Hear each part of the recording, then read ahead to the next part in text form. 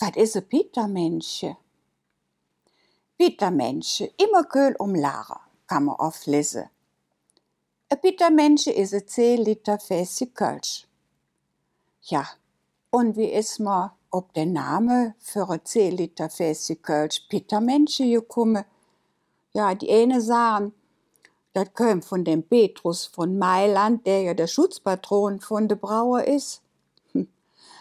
Die andere sagen, der Peter Josef Früh, der Brauer Peter Josef Früh, hätt in dem kleinen Fässchen der Name gejoven.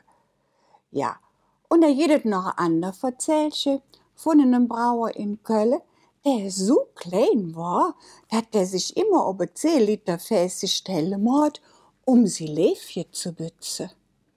Ja, jetzt kann man sich das aussöken. Jedenfalls hätt das Petermensche mit dem dicke Peter, der bei uns im Dom im Südton hängt, nix zu tun.